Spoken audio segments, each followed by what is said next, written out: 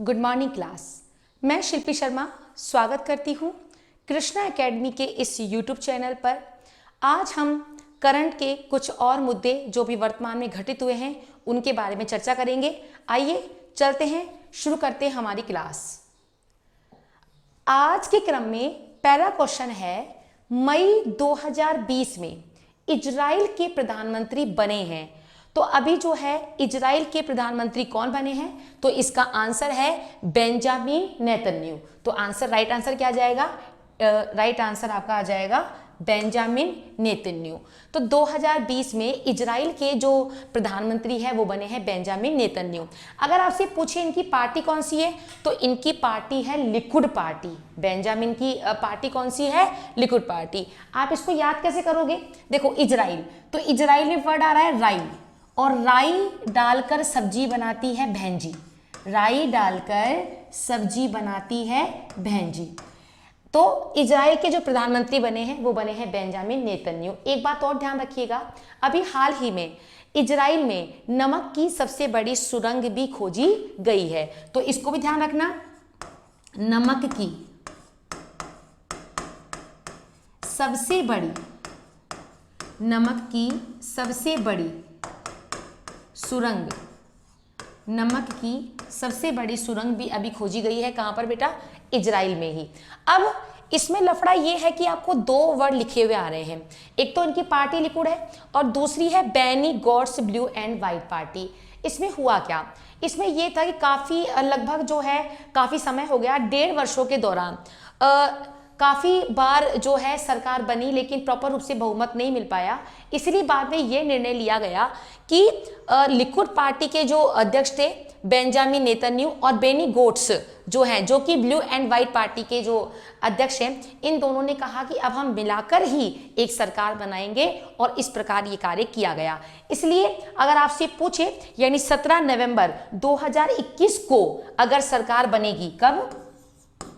21 नवंबर 2021 तक तो 21 तक तो अभी तो रहेंगे बेंजामिन नेतन्याहू, और 21 नवंबर 2021 के बाद में जो सरकार बन जाएगी वो बन जाएगी बेनी गोट्स ने। तो इन दोनों ने साझा सरकार बनाई और एक बैठकर एक निर्णय लिया कि सबसे पहले तो सरकार बन जाएगी लिकुड पार्टी के बेंजामिन की, और उसके बाद में दोबारा से हमारा आ जाएगा बेटा बेनी गोट्स। आई थिंक आपको ये बात समझ में आ गई होगी। अब ट्रिक आपको समझ में आ गई। इजराइल राई की सब्जी बनाती है भेंजी, भेंजी से बेंजामिन आ जाएगा, और बेंजी ने राई की सब्जी में नमक भी डाल दिया, तो नमक से हमारा क्या हो जाएगा बेटा? नमक से हमारा जाएगा, नमक की अभी यहाँ पर सबसे बड़ी सुरंग का पता भी लगाया है। फटाफट से आप इसका स्क्रीनशॉट लीजिएगा। चलते हैं फिर अपन आगे।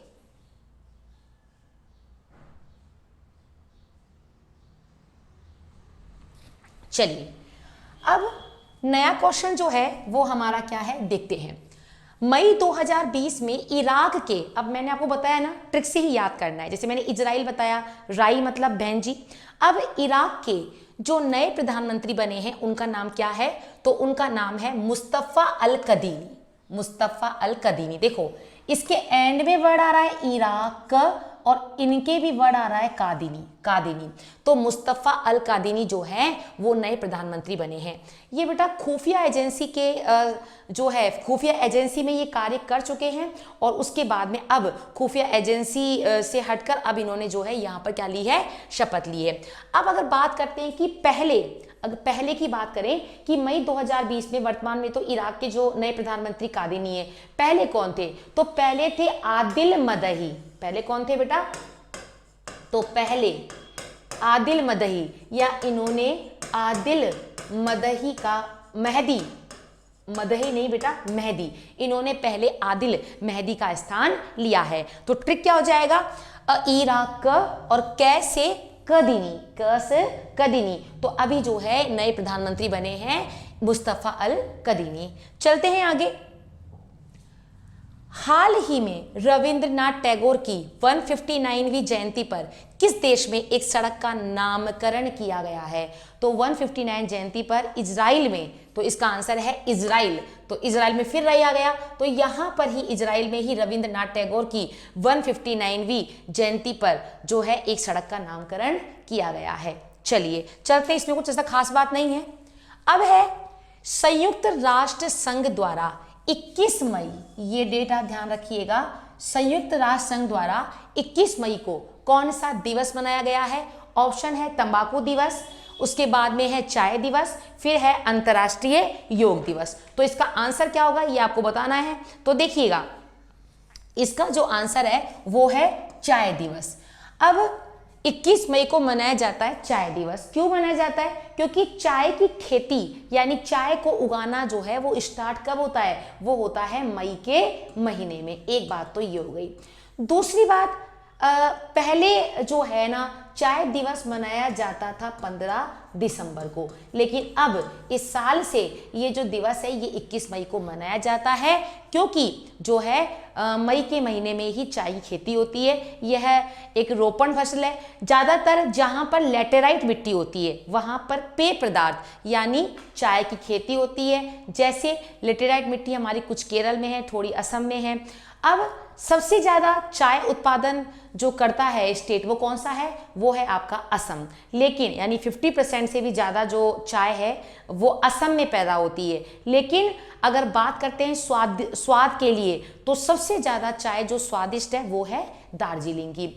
इसके अलावा चाय की पत्तियों को वर्ष में लगभग 3 से 4 बार तोड़ा जाता है, जबकि कॉफी के जो बीज हैं या पत्तियां हैं उनको वर्ष में 1 बार ही तोड़ा जाता है। इस प्रकार से आप देख सकते हैं उनकी महत्ता। चाय में जो अम्ल पाया जाता है वो अम्ल है टैनिक। एक तो होता है टैनिन, एक होता है टैनिक। कंफ्यूजन नहीं होना। याद कैसे करना है यार? बहुत थक गए हैं, एक चाय का टॉनिक चाहिए। तो चाय में जो अम्ल पाया जाता है वो कौन सा पाया जाता है बेटा? टैनिक अम्ल। और अभी करंट में क्वेश्चन ये भी आया था, अभी हाल ही में कहाँ की चाय को जो है विभिन्न रोगों से लड़ने के लिए इवन जो ये कोरोना की जो बीमारी है इससे लड़ने के लिए भी बहुत ज़्यादा सर्वश्रेष्ठ बताया है। तो वो है कांगड़ा की जो चाय है, कांगड़ा यहाँ की चाय जो है इसको अभी बहुत अच्छे से जो है बताया गया है। कांगड़ा कहाँ पर है बेटा? ये है हिमाचल प्रदेश। तो इसकी चाय को अभी बहुत ही ज़्यादा विभिन्न रोगों से लड़ने के लिए उपयोगी बताया गया है। आई थिंक समझ में आ गया होगा। चलते हैं अगले क्वेश्चन की तरफ। 18 से 20 अक्टूबर 2020 को विश्व प्रेस स्वतंत्रता सम्मेलन कहाँ आयोजित हुआ? तो इसका आंसर है हैग, नीदरलैंड। ध्यान रखना, 18 से 20 अक्टूबर 2020 को विश्व प्रेस स्वतंत्रता सम्मेलन कहाँ पर हुआ? नीदरलैंड में। तो ध्यान रखना, आप इसको प्रेस याद कर लेना। वैसे तो प्रेस जो है ये वो वाली आयरन वाली प्रेस नहीं है, स्वतंत्रता वाली प्रेस जो है ना, तो इसमें नीदरलैंड हो जाएगा। प्रेस कर देंगे कपड़ों पर, तो आपने बोला है नहीं। अब पूछा गया कि इस बार इसकी थीम क्या रखी गई है, यानी पहली बात तो ये प्रेस जो है ये दिवस कब आता है? विश्व प्रेस स्वतंत्रता दिवस। तो ये आता है 3 मई को, और इसकी थीम है निष्पक्षता के साथ में, यानी भय अथवा पक्षपात के बिना पत्रकारिता। थीम है भय तथा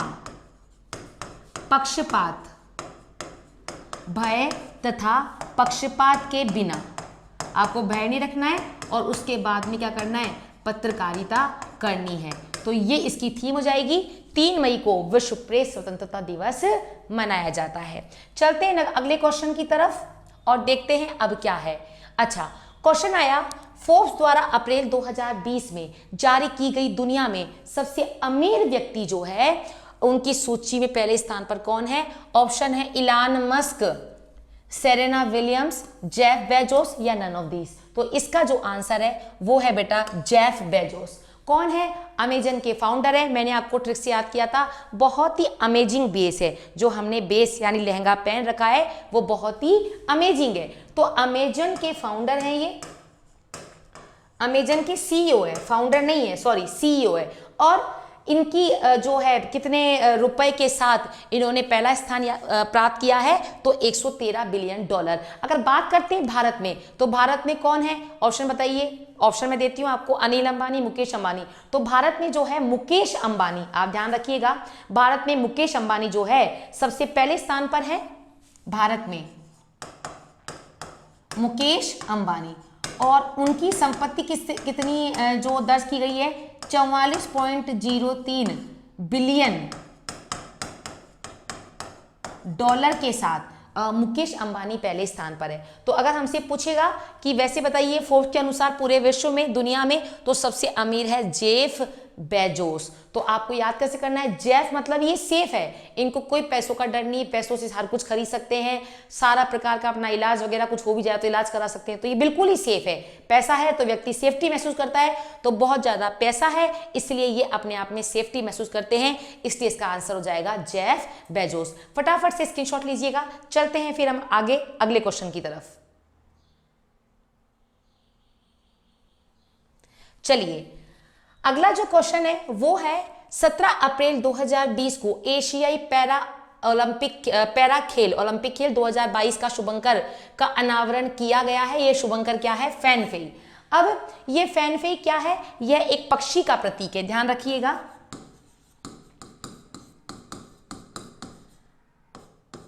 यह एक पक्षी का प्रतीक है। इसके अलावा अगर बात करते हैं चौथे एशियाई पैरा आयोजन कहां पर होगा, तो ये आयोजन होगा चाइना में, चीन के होंगशुई प्रांत में।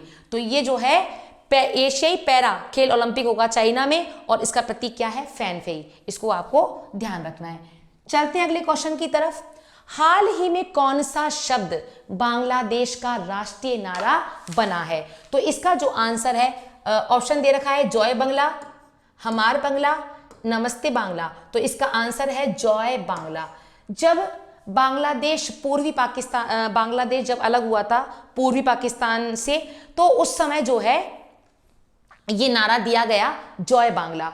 और इसके बारे में ध्यान रखिएगा, इसको कब से 1971 में पाकिस्तान के विरुद्ध बांग्लादेश की स्वतंत्रता के दौरान ये लोगों का प्रमुख नारा था। कब था बेटा, 1971 में। 1971 में ये प्रमुख नारा था, और इस नारे को देने वाले व्यक्ति का नाम क्या था, शेख मुजीबुर रहमान। ये देखिएगा, शेख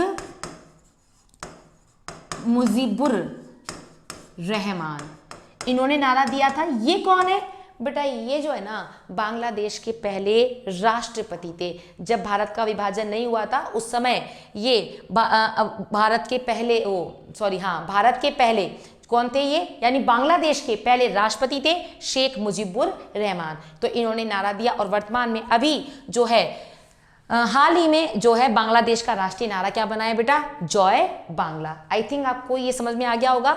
चलते हैं अगले क्वेश्चन की तरफ। हाँ जी, अब आया बांग्लादेश के संस्थापक राष्ट्रपति जिनकी जन्म शताब्दी हाल ही में मनाई गई है। नरेंद्र मोदी जी के द्वारा जो है इनकी जो है शताब्दी वर्ष मनाया गया है। उनका नाम है शेख मुजीबुर रहमान। इससे पहले जो क्वेश्चन था उसमें मैंने बताया था कि इन्होंने ही एक नारा दिया था। इन्होंने जो नारा दिया था ना, वो नारा क्या था, जॉय बांग्ला। तो वही यही है। अब 100वीं जयंती कौन सी थी, 100वीं शताब्दी, तो वैसे ही ऑब्वियसली 100 तो आ ही रहा है। इनका जन्म कहाँ हुआ था, अविभाजित भारत के गोपालगंज जिले के तुंगीपारा गांव में 1720 में हुआ था, और इन्हें बंग बंधु के नाम से भी जाना जाता है। तो ध्यान रखिएगा। अब वर्तमान में अगर आपसे पूछे कि ये कहां पर है, गोपालगंज जिला तुंगीपारा गांव, तो बेटा वर्तमान में जो ये है ना, ये है आपका पंजाब में। ध्यान रखिएगा। तो इसे आपको ध्यान रखना है कि बांग्लादेश के संस्थापक राष्ट्रपति जिनका जन्म शताब्दी हाल ही मनाया गया, और उनका नाम क्या था, शेख मुजीबुर रहमान। फटाफट से इसका स्क्रीनशॉट लीजिएगा।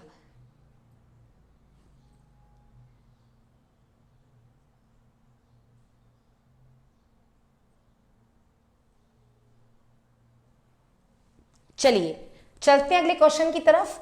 अगला क्वेश्चन क्या है, टिड्डी दल की समस्या का समाधान करने के लिए देश में फरवरी 2020 में राष्ट्रीय आपातकाल, अभी देखो आपातकाल 2 बार तो लग चुके हैं। एक आपातकाल कहां लगा हुआ है, आपको पता है रूस में। जो वो टैंक था ना उसका डीजल का, वो पूरा का पूरा मेल्ट हो गया था। उसी प्रकार एक आपातकाल और लगा था पहले, और वो लगा था कहां पर, पाकिस्तान में। क्यों बेटा, क्योंकि ये टिड्डी का पता है को बहुत ज्यादा आक्रमण हो रहा था, बाहर से आती है, और कह रहे हैं कि ईरान से होते हुए आती है, तो ईरान इराक में ही इसके लिए जो है पेस्टिसाइड, इनको मारने के लिए दवा है जिसका नाम है पेस्टिसाइड, वो छिड़काव कर दें। लेकिन ये जो है काफी संख्या में तो एक तो प्रजनन कर लेती है और बहुत ज्यादा बड़ी संख्या में, इवन करोड़ों की संख्या में आती है और बहुत बड़े समूह को, बहुत बड़ी फसल को जो है ये नुकसान पहुंचा देती है। तो नाम क्या है, यानी कहां पर इनका जो है आपातकाल घोषित किया गया था, पाकिस्तान में। तो ये हमारा इसका आंसर हो गया। चलते हैं अगले क्वेश्चन की तरफ। प्रदेश के किस नदी को केंद्र सरकार ने नमामि गंगे प्रोजेक्ट के तीसरे चरण में शामिल किया है? तो उस नदी का नाम है चंबल। अभी चंबल नदी की साफ सफाई, चंबल नदी के आसपास की जो भी और सहायक नदियां हैं उसकी ट्रिब्यूटरी है, उन सभी की साफ सफाई के लिए, उनके बेहतर रखरखाव के लिए जो है अभी केंद्र सरकार ने नमामि गंगे प्रोजेक्ट के तहत तीसरे चरण में चंबल नदी को चूज किया है। ठीक है बेटा, तो ये इसका आंसर हो जाएगा। चलते हैं आगे नेक्स्ट क्वेश्चन की तरफ। भारतीय नागरिक उड्डयन मंत्रालय द्वारा फरवरी 2020 में जारी रैंकिंग में जयपुर एयरपोर्ट को कौन सा स्थान मिला है? तो ध्यान रखिएगा, जयपुर एयरपोर्ट को स्थान मिला है दूसरा। तो बात आती है पहला एयरपोर्ट कौन सा है? तो पहला एयरपोर्ट है तो कलकत्ता का, और दूसरा बेंगलुरु एयरपोर्ट, बेंगलुरु एयरपोर्ट, और तीसरा हमारा जयपुर हो ही जाएगा। तो ध्यान रखिएगा, जयपुर यानी जो है जयपुर को तीसरा जो है रैंकिंग में तीसरा स्थान मिला है, जबकि कोलकाता बेंगलुरु को पहला और दूसरे स्थान के साथ जो है शामिल किया गया है। चलते हैं अगले क्वेश्चन की तरफ। हाँ, तो ये अब हमारा आ गया एक्स्ट्रा क्वेश्चन।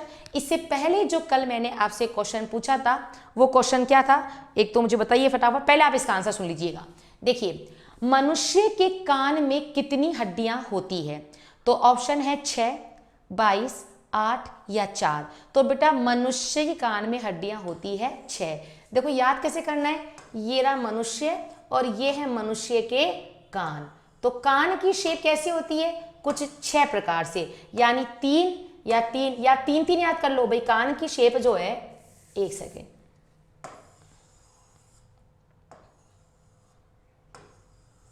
कान की शेप कैसी है? कान की शेप है 3 जैसी। तो इधर भी 3 और इधर भी 3, तो क्या हो जाएगा? 3 + 3, 3 + 3 तो कितनी हो जाएगी? 6। तो कान में हड्डियां कितनी होती है? 6। इस बात का आपको ध्यान रखना है। ये तो मैंने आपको इसमें आंसर ही दे दिया, मेरे को एक क्वेश्चन पूछना था। चलिए कोई बात नहीं है, तो अब आप दूसरा क्वेश्चन लिख लीजिएगा। मैं आपको एक क्वेश्चन और नोट करवा देती हूँ, ये तो मैंने आपको आंसर दे दिया है। ठीक है, तो अगला जो क्वेश्चन है वो आपके लिए ये है कि चलो हड्डियों वाला ही क्वेश्चन ले लेते हैं। ये बताइएगा आप कि हड्डियों को हड्डियों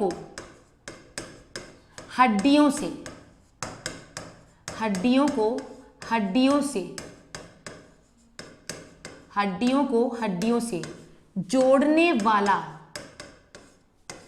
पदार्थ क्या कहलाता है? हड्डियों को हड्डियों से जोड़ने वाला पदार्थ क्या कहलाता है? तो ये रहा आज आपका क्वेश्चन, और इसके बारे में आप मुझे जानकारी देंगे कि इसका आंसर क्या है। अब कल जो मैंने क्वेश्चन पूछा था, चलते हैं उस क्वेश्चन की तरफ। कल का क्वेश्चन क्या है फटाफट से देख लेते हैं।